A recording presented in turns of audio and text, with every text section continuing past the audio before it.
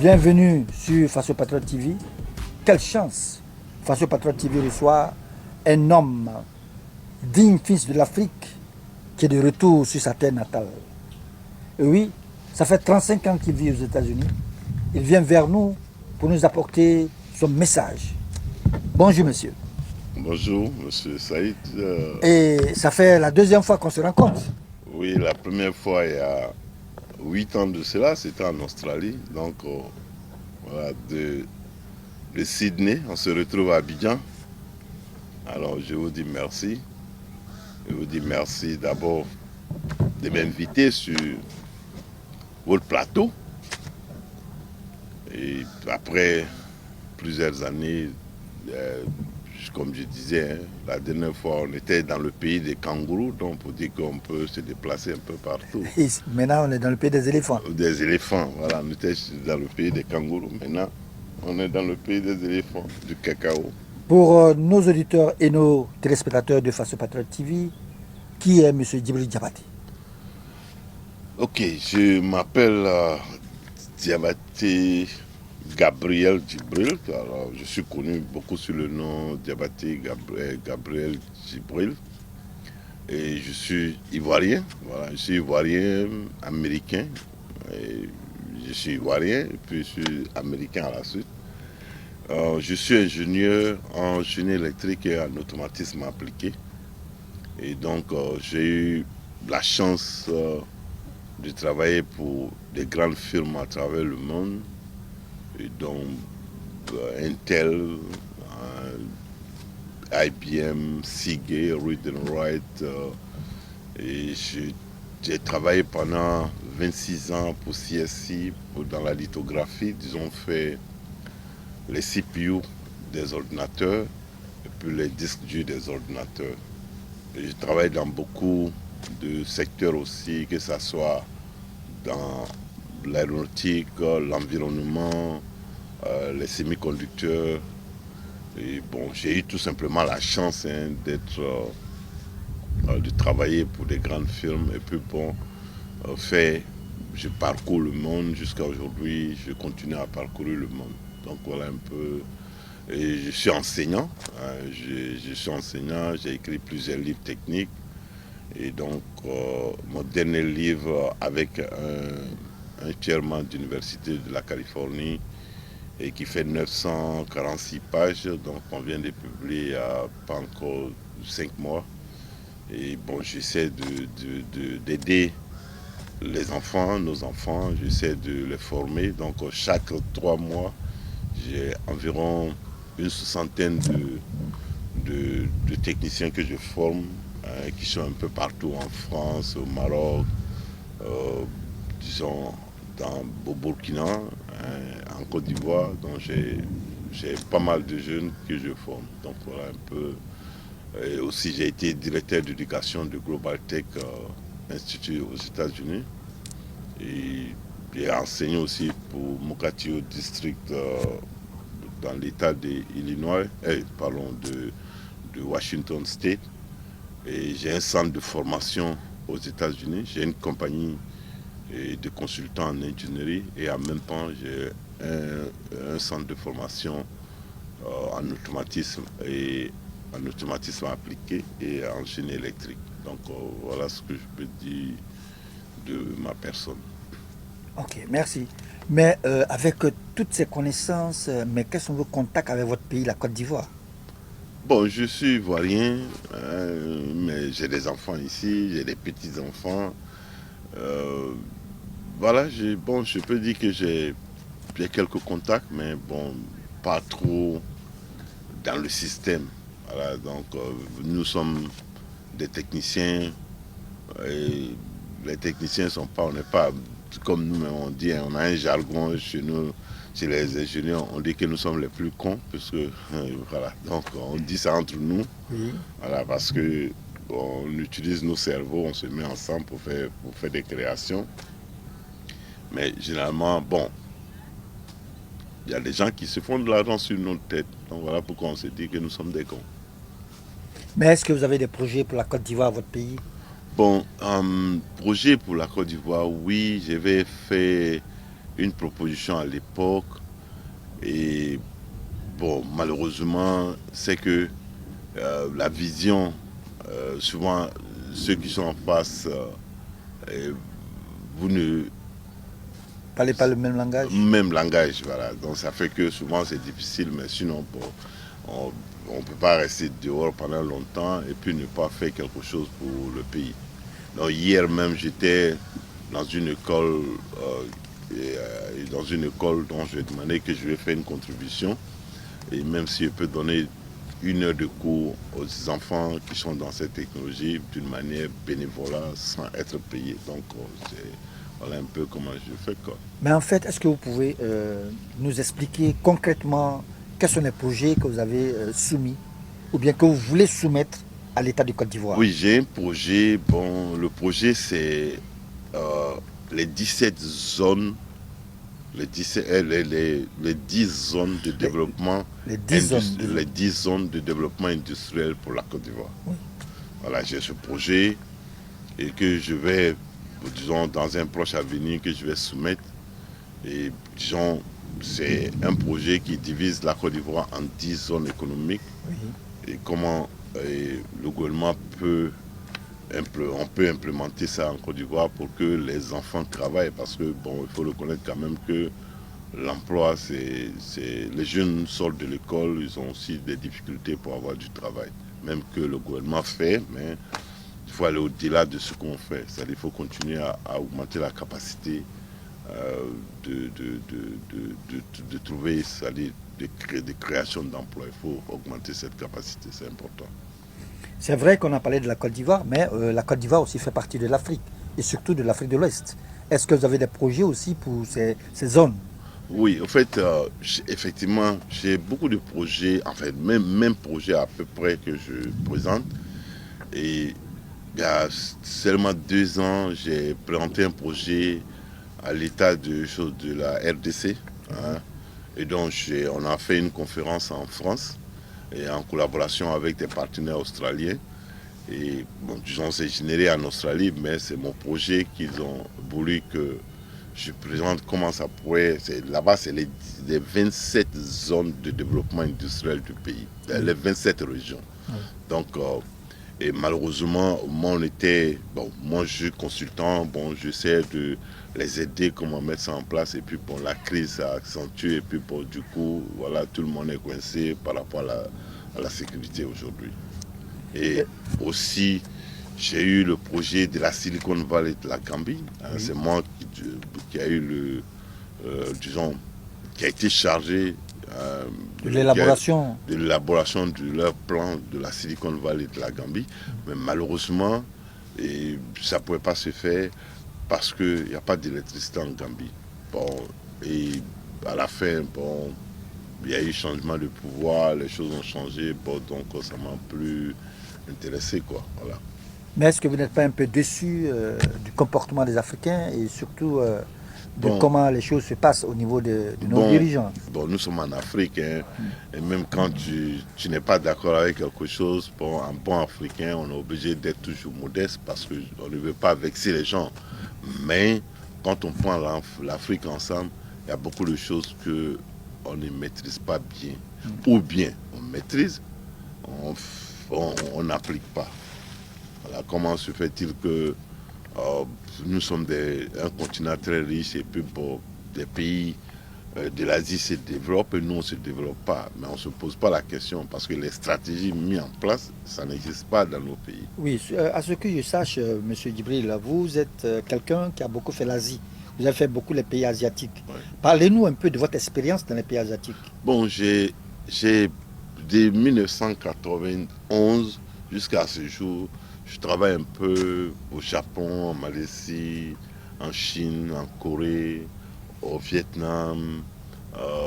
Je travaille vraiment, je fais le tour du monde par rapport à ça, l'Asie. Et mon expérience en Asie, vraiment, j'ai écrit un livre, Afrique et développement, où sont passés nos intellectuels. Oui. Ça a pris sa source en Malaisie, à Penang, dans l'usine de Sigé. Oui. Et parce que je travaillais avec une demoiselle indonésienne, elle avait à peine le niveau CM1, Et à l'époque, hein, je vous parle de 1996 pour être plus précis, et elle avait un salaire à l'époque d'environ 150 000 francs CFA en 1996.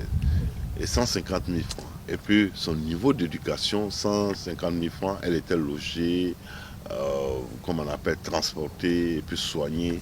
Oui. Donc je me dis, mais si elle qui a un niveau à peine CM2 peut avoir ce travail, et comment se fait-il que nous, on n'arrive pas à le faire dans nos pays? Oui. Donc voilà un peu. Donc pour dire que ce que l'Asie a fait, c'est pas sorcier, c'est pas diable, mais nous-mêmes, on n'a pas commencé. C'est pour ça que je disais dans mon livre que le développement, c'est comme un avion qui prend son envol sur 1000 mètres. Et donc, nous, après nos indépendances, on a parcouru les 1000 mètres. Mais malheureusement, au lieu que l'avion prenne son envol, on s'est retrouvé dans un rond-point. Donc, depuis 1960, on tourne dans le rond-point, puisqu'on ne sait pas exactement quelle voie qui mène au développement. Et si je vous prends au mot, quel conseil vous pouvez donner à nos dirigeants pour que l'Afrique puisse avoir son envol véritable? Bon, je prends par exemple ici la Côte d'Ivoire. Bon, c'est vrai, il faut reconnaître que ceux qui sont là, ils font un travail. Ça, il faut le connaître. On peut voir ça partout, qu'il y a un travail qui est mené. Non, il faut les encourager parce que il ne faut jamais souhaiter qu'un gouvernement échoue. Parce que si un gouvernement échoue, le gouvernement, c'est comme le produit national. Un président même, c'est le produit national brut d'un pays. Oui. S'il échoue, c'est-à-dire chacun paye ce prix. Donc que tu aimes un dirigeant ou pas, il ne faut jamais souhaiter qu'il échoue. Donc déjà, je voyage en Côte d'Ivoire, je vois il y a beaucoup de choses qui sont faites, mais qui peut être encore parfait. Voilà, donc le président Alassane Ouattara, bon, quelqu'un que je respecte beaucoup, qui fait beaucoup. Et j'ai eu la chance aussi d'être en face de lui quand il était dans l'opposition. Ça, c'était aux États-Unis. Et donc, je lui disais, Monsieur le Président, et la Côte d'Ivoire doit s'industrialiser. Hein, il a dit, prions qu'on arrive au pouvoir. Si un jour ça arrive, ça serait vraiment ce que je vais implémenter. Donc, moi, je suis dans c'est-à-dire, je ne pense seulement que nos développements ne peuvent venir qu'une seule chose, l'industrialisation. Sans industrie, on ne va jamais se développer. Quel que soit ce que nous allons mettre comme plan, on ne va jamais se développer. Oui, je vous prends au mot parce que, comme vous le constatez, il y a aussi des pays de l'AES, nos frères du Niger, du Burkina et du Mali, qui aujourd'hui ont pris une autre amorce face à l'industrialisation et au développement. Et si vous devez leur donner un conseil, ce sera lequel aujourd'hui? Bon, c'est la politique, géopolitique, j'ai beaucoup peur de ça. Oui. Mais la première chose d'abord, de chercher à sécuriser leur pays, et puis bon, essayer d'avoir une coopération saine avec les pays qui les entourent, comme la Côte d'Ivoire. Et puis bon, je pense que c'est les dirigeants, ils peuvent s'asseoir, discuter, ils peuvent se mettre d'accord. Parce que si on se développe ici, et se développe, dans l'ensemble, c'est l'Afrique qui se développe. Donc, c'est voilà, le conseil que je peux donner d'abord de chercher les solutions diplomatiques entre les voisins. Parce que quand vous avez un voisin, quand il y a le feu chez le voisin, c'est chez toi. Donc, nous-mêmes, Côte d'Ivoire, je ne pense pas que c'est notre souhait même qu'il y ait le feu qui nous entoure. Donc, mais je pense qu'il faut s'asseoir, ça c'est la haute diplomatie, donc ça je suis trop petit dans ça, donc je ne peux pas parler, mais le conseil qu'il peut donner, mettez bas la terre, venez auprès de vos aînés, discuter, et puis bon, on avance.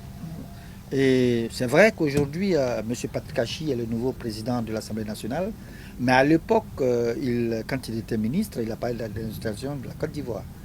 Et qu'est-ce que vous pensez de son projet? Bon, en fait, je suis d'accord.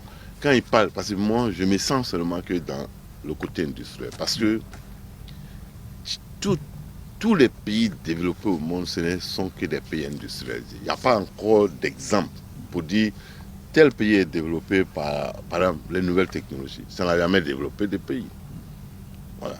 Et nos pays africains, on va être très forts dans les nouvelles technologies. On ne va jamais dépasser l'Inde. Ça, il faut reconnaître. Ils ont commencé depuis très longtemps. Hein, ils sont en avance sur nous, sur tous ces plans. C'est pour cela, vous allez chez Microsoft, moi je vais travailler là-bas de temps en temps, vous trouvez des milliers d'Indiens qui viennent travailler là-bas. Et en fait, parce que les nouvelles technologies, c'est du virtuel. Ça ne peut être seulement qu'un turbo au développement. C'est-à-dire, vous achetez une voiture qui ne va pas très vite, vous adaptez un turbo pour booster le moteur et aller plus vite. Donc, les nouvelles technologies peuvent nous aider à aller vite au développement. Mais jamais de la vie, les nouvelles technologies vont nous développer. Parce que les gens, même souvent les intellectuels, comme nous sommes des intellectuels, moi personnellement je suis un intellectuel analphabète. Moi je vois les choses, parce que je connais, travailler dans beaucoup d'industries dont je sais. En fait, on a du mal c'est-à-dire à interpréter les nouvelles technologies. Nous, on a été témoins de l'Internet. Parce que l'Internet nous est trouvé. Quand nous on rentrait aux États-Unis, il n'y avait pas Internet. Personne n'avait Internet aux États-Unis. On a commencé les modems. Quand les modems ont commencé, on avait seulement que 900 baud rate. Moi, je me rappelle encore, j'ai pris mon computer, appelé le Netscape pour pouvoir télécharger. Oui. Ça m'a dit ça faisait 72 heures que ça se télécharge. Oui. Moi, j'ai quitté Washington, D.C., allé à Tokyo. Hein? Oui. Je suis rentré à Tokyo le lendemain.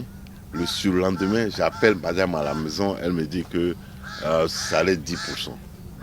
Donc, voir un peu d'où on est parti. Oui. Donc, et ça, l'Amérique était un pays développé. La France, tous ces pays-là, c'était déjà, tous les pays développés, là, ils ont été tous développés avant les TIC. Mais ce que les gens n'ont pas compris, c'est que les pays asiatiques, ils ont fait une reconversion parce qu'ils avaient déjà des industries électroniques. Donc, ils ont adapté l'industrie électronique aux industries de TIC. Parce que le TIC, là, j'ai un ordinateur, je peux m'asseoir, écrire un code, etc. pour régler tel problème. Mais vous n'allez jamais dans un magasin pour dire je suis venu acheter le TIC. Oui. Voilà. Mais c'est l'effet du TIC. Donc, voilà. Donc, il faut s'industrialiser. Mais c'est que il y a deux voies de s'industrialiser. La voie de s'industrialiser, c'est comme l'Angleterre. On n'a ni cet argent, ni cette compétence. Comme la France, comme l'Allemagne, on n'a pas cet argent, on n'a pas aussi ces compétences. Ça, il faut être clair. Mais par contre, moi, j'ai toujours écrit, j'opte pour la délocalisation industrielle. Oui. Parlez-nous un peu de la délocalisation. Parce que la délocalisation industrielle, ça aide le pays à faire un transfert des technologies sans que vous allez... Parce que moi, quand je dis, transférer la technologie chez moi, c'est du n'importe quoi. Hein? Mais venez aider, venez délocaliser chez moi, donner du travail à mes enfants. Oui. Quand les enfants travaillent là, ils vont rester dans cette industrie. La technologie va se transférer sans que quelqu'un demande à ces industries de transférer les industries. Oui. Donc, je vais dire que moi, j'opte pour la délocalisation industrielle. Oui. Et malheureusement, nos pays ne comprennent pas, parce qu'il y a une vraie mafia dans la délocalisation industrielle que nos pays ne maîtrisent pas. Oui. Et moi... Aider nos téléspectateurs à comprendre le système. Oui, c'est très simple. Oui. Si je prends un exemple, par exemple, de la Côte d'Ivoire, supposons, je ne dis pas que c'est ça, qu'il y a 1 million de chômeurs. Oui. Si l'État doit donner 5 millions à chaque chômeur d'aller faire un business, oui. Hein, cet argent-là, je ne pense pas que nous avons dans nos caisses. Oui. Voilà. C'est trop. On ne peut pas avoir cet argent. Oui.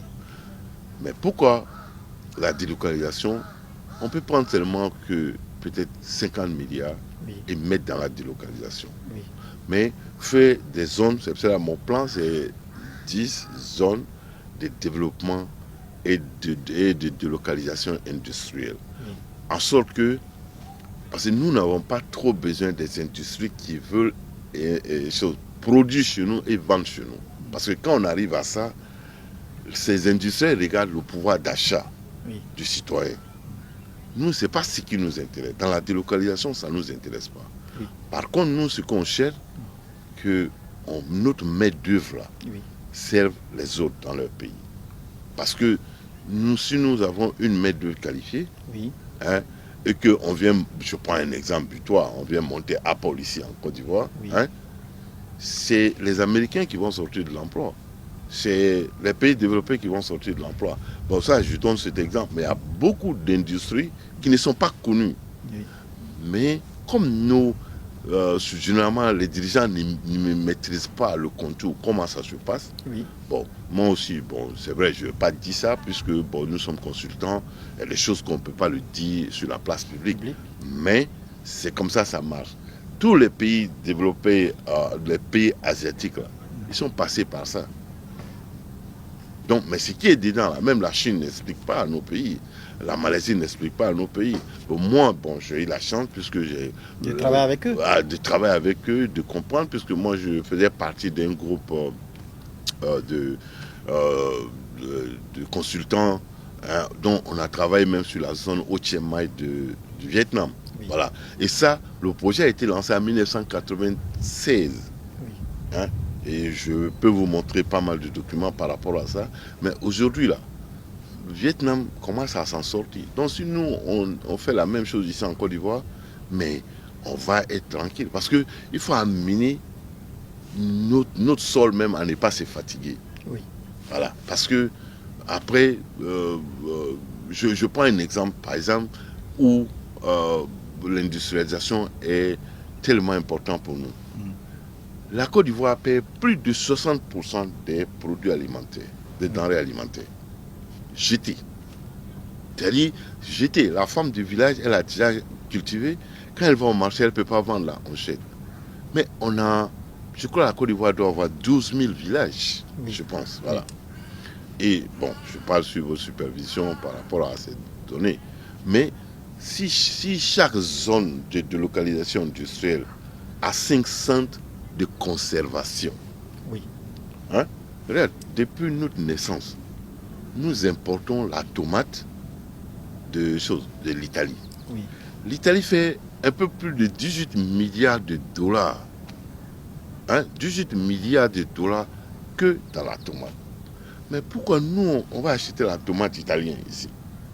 On a les terres, moi j'étais en brousse, je vais regarder, on a tout ce qu'il faut pour produire ça. Si la dame va au marché et n'a pas pu vendre, on peut conserver d'une manière. Oui. On peut conserver. En sorte que les PMI, les micro-industries s'implantent à côté de ces zones de localisation et des zones de conservation. Déjà, si chaque zone de conservation peut prendre même 1000 emplois, hein, mais ça serait des milliers d'emplois qui est géré. Et les vieilles vont au marché, ça ne marche pas, et on peut conserver pendant un moment et puis les mettre en bouteille et puis faire en sorte qu'on ne met pas d'addictifs parce qu'il y a une technologie où on peut conserver quelque chose sans mettre de produits chimiques dedans. Oui. Voilà. Et donc, c'est là. Donc, c'est des choses, on ne rentre pas dans un laboratoire pour aller chercher ça. Ça existe. C'est une question de bonne volonté et d'implémenter ça. Dès qu'on implémente ça, la tomate qui vient d'Italie, là, on bloque. Parce qu'on a la tomate. On a tout ce qu'il faut ici. Donc, voilà un peu. Donc, nous, c'est que ce qui arrive aux Africains, c'est que la Chine nous rend très paresseux. Parce que n'importe qui dit, oh, on peut trouver en Chine. Mais il y a une manière de dire aux Chinois qu'il y a des produits qui ne doivent pas venir ici. Parce que nous, on peut l'avoir ici. Oui. Mais si on les laisse ça, ils vont déverser le marché, les hommes d'affaires se font de l'argent, hein, et vendent. Vous allez dans beaucoup de stores. Bon, je le dis ça, je le sais, il y a beaucoup de produits qui sont vendus dans les stores. Mais ce n'est pas bon pour la santé. Hein? Par exemple, si vous voyez qu'en Côte d'Ivoire aujourd'hui, enfin pas la Côte d'Ivoire seulement, l'insuffisance rénale, le AVC, c'est des jeunes de 30 ans qui ont AVC. Insuffisance rénale. Mais la cause là, il faut chercher, c'est très simple. Donc voilà un peu, M. Sidibé. Ok, si on se comprend bien, nous devons en Afrique accepter de faire la délocalisation industrielle. Il faut faire une politique. Il faut faire une politique de la délocalisation industrielle. Mais comment ça va se passer? On peut arranger ça. Hein? On peut aider hein, a fait cette délocalisation. Parce que c'est une question d'abord de carnet d'adresse et de connaître aussi la mafia. Voilà, c'est une réalité. Parce que ça ne se passe pas, bon, tu ne peux pas faire un flyer pour dire, bon, voilà les prospectus, venez chez nous. Non, ça ne se passe pas comme ça. Ce qui se passe dans le noir, quand tu respectes ça là. Mais les jeunes vont travailler partout. Oui, mais parlons d'un phénomène qui commence à envahir l'Afrique, pour ne pas dire le monde entier. C'est le problème de l'IA, l'intelligence artificielle. Bon. Et vous, l'ingénieur aujourd'hui, qu'est-ce que vous en pensez? Bon, moi, j'ai toujours travaillé dans l'automatisme appliqué, c'est-à-dire dans le IA. L'intelligence artificielle date de 1950. Hein? Depuis 1950. 50. Nous, mais on n'était pas nés. L'intelligence artificielle existe. Mais et c'est maintenant les gens sont au courant parce que moi je travaille dans les Pentium. En ce moment on avait tout simplement environ 3 millions de transistors sur les CPU. Mais aujourd'hui on a 1 milliard, on a près de 180 milliards sur des CPU aujourd'hui. Au fait, c'est maintenant que c'est parce que l'automatisme a été fait d'une manière confinée. Hein, moi, moi, je suis certifié à travailler dans les clean rooms 10. C'est-à-dire, il y a les chambres blanches 10, oui. 100, 1000. Mais les 10, là, moi, je travaille dedans. Donc, c'est là on fait vraiment... c'est la machine qui travaille sur ça. Parce qu'on ne veut pas de molécules qui viennent de la sueur, de machin. Il y a trop de protocoles. Et ça, ces machines-là, mais c'est l'intelligence artificielle puisque c'est programmé de travailler à la place d'un être humain. J'ai écrit un document il y a 20 ans de cela, il y a un peu plus de 20 ans de cela. C'était un journal en France, un magazine en France qu'on appelait Afrique Éducation. Oui. J'étais à Semicon à Tokyo, donc ils m'ont interviewé. J'ai dit que dans les 20 ans à venir, oui, ce qui risque d'arriver, il est question de remplacer l'être humain dans l'industrie de demain. Oui. Voilà. L'article est là encore, je dis, par des systèmes vraiment qui vont nous remplacer. Oui. Mais c'est à nous de savoir adapter le IA, parce que le IA ne peut pas remplacer l'être humain. Oui. Parce que c'est comme si on dit que vous et moi, on va remplacer Dieu. Oui. Voilà, parce que c'est Dieu qui nous a mis sur terre. Oui. On ne peut pas remplacer Dieu. Donc c'est l'être humain qui a développé le IA. Mais il y a quelque chose qui m'étonne quand même pour un ingénieur en robotique et tout ça, qui parle de Dieu. Quel est votre contact avec Dieu? Non, en fait, il y a Dieu. Moi, bon, je suis musulman, je fais le pèlerinage, etc. Dieu existe, mais la simple, comme j'ai toujours dit, l'avion vole. Mais jusqu'à présent, depuis la création de l'avion, jusqu'à aujourd'hui, il y a un débat qui est là, parce que même les ingénieurs aéronautiques qui ont fait l'avion, hein, je pose la question, qu'est-ce qui maintient l'avion en l'air jusqu'à aujourd'hui? Moi, j'ai eu la chance de discuter quelqu'un que je connaissais très bien, Joe Schroeder, qui était celui qui a conçu le Boeing 747. Moi, je lui ai posé la même question. Et bon, moi, je travaille pour CSI. CSI, c'est bien de la NASA, puisque c'est Kaufman qui a développé la propulsion des fusées. Et c'est cette technologie qui a été appliquée aux semi-conducteurs. Moi, j'ai travaillé en base de sous ce docteur pendant 20 ans. Donc par curiosité, je posais les questions. Je travaillais avec beaucoup de scientifiques, beaucoup de bons. J'en profite même pour dire, saluer un grand scientiste, M. Wahab Bauchi, un Algérien américain qui a développé des pacemakers pour le cœur. Donc, j'ai travaillé pour lui, donc, pour son projet. Donc, pour dire que Dieu existe. Voilà, c'est des questions qu'on ne cherche pas. Donc, le IA, pour revenir au IA, le IA, pourquoi c'est intelligent? C'est parce que c'est le budget des personnes qui travaillent au même cause. Si moi, je dois réfléchir, ma réflexion, peut-être, ça serait limité. Mais s'il y a des millions de personnes qui réfléchissent, hein, pour la même cause, les choses vont aller vite. Donc, c'est un peu le IA. Donc, ne faisons pas de mauvaises interprétations. Moi, je travaille pour une compagnie japonaise. C'est nous qui avons construit l'usine de Nissan à Clinton, Mississippi. Ok. Et on sort 67 voitures chaque heure. Ok. Hein? Et les 67 voitures chaque heure, là, c'est parce que les techniciens qui étaient là n'étaient pas à l'époque bien formés. Oui. Sinon, normalement, c'est 125 voitures de l'heure qui doivent sortir de l'usine. Ok. C'est la machine qui fait, ce n'est pas l'être humain. Puisque si l'être humain doit faire tout ça, mais l'être humain doit programmer la machine Oui. de travailler. Donc c'est ce que nous on fait. On fait que le codage machine. Oui. Donc le IA, ça va nous aider si on a su l'interpréter. Oui. Mais ça va nous coincer. C'est comme un peu les nouvelles technologies. Oui. Tu sais que nous, Africains, on a mal copié les nouvelles technologies. Expliquez-nous. Voilà. Parce que quand les nouvelles technologies sont arrivées, ce qu'on dit que on ne peut pas se développer sans les nouvelles technologies. Mais la réflexion, il faut aller dehors, derrière. Est-ce que les nouvelles technologies ont d'abord développé un pays? Non. Mais est-ce que ça a aidé des pays à aller vite au développement? Oui. L'Inde a fait sa révolution en 1942.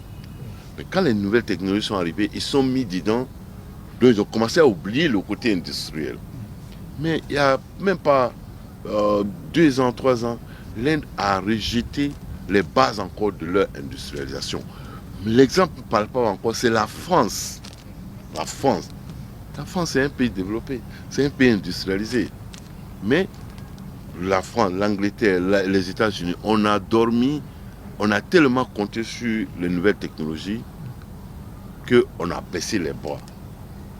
Maintenant, va chercher le discours du président Macron qui a lancé un programme de la réindustrialisation de la France. Le président Donald Trump lance un projet de la réindustrialisation de la France. On parle de réindustrialisation, pourquoi? Ça veut dire c'est une manière classique de faire marche arrière au fondement. Et de revenir en force. Voilà, qu'on était industrialisé, on a oublié, mais on voit que cette révolution des nouvelles technologies ne peut nous envoyer nulle part. Il faut aller encore à la source pour aller recommencer l'industrialisation. C'est là la Chine nous a coincés tous. Oui, c'est vrai, M. Djibril, vous êtes américain, certes, mais vous êtes aussi africain. Si vous devez parler à nos dirigeants africains face à cette industrialisation, face aux défis qui sont lancés dans le monde, ce sera quel message? Le message, il faut une politique de la délocalisation industrielle. Parce que, pourquoi? Moi je travaillais on était 46 ingénieurs quand on travaillait à CSI. On avait 10 millions de dollars d'argent, de dollars qu'on prend pour faire des recherches. Oui. Hein? Mais combien de compagnies ont 10 millions de dollars? Ça fait combien de milliards ici? Il n'y a pas assez. Mais si on mettait ça c'était à l'époque quand on cherchait le Pentium pour aller dans le GMA, dans le GMA et puis aller sur les disques durs, maintenant sans balançoire, sans disque. Donc, on n'a pas cet argent. Mais si on mène une politique de la délocalisation, oui, si c'est bien ficelé, je peux vous garantir que dans les 5 ans à venir, 10 ans à venir, on va s'en sortir. L'Afrique va s'en sortir. Oui, on va avoir du travail, il y a beaucoup de choses qui vont se passer ici. Nous et l'Europe, je ne dis pas qu'on va arriver au niveau de l'Europe, mais on n'aura pas trop besoin d'eux. Ça c'est un message d'espoir que vous lancez à l'Afrique. Oui, moi je suis confiant. Je suis confiant. Et c'est ce que j'ai dit aux Congolais. Si vous acceptez, donnez-moi. Je ne veux pas que moi-même je gère la politique de la délocalisation. Oui. Après chaque 2 ans, vous allez évaluer. Hein? Si ce que j'ai dit c'est bon ou c'est pas bon. Voilà. Parce que je ne vais pas vous créer... je ne vais pas vous mettre sur un chemin et puis moi-même je vais aller m'asseoir. Oui. Donc les résultats là, il faut qu'on soit là, que ça soit évalué chaque 6 mois. C'est ça. Donc moi je fais confiance à ça. Et je sais que ça marche.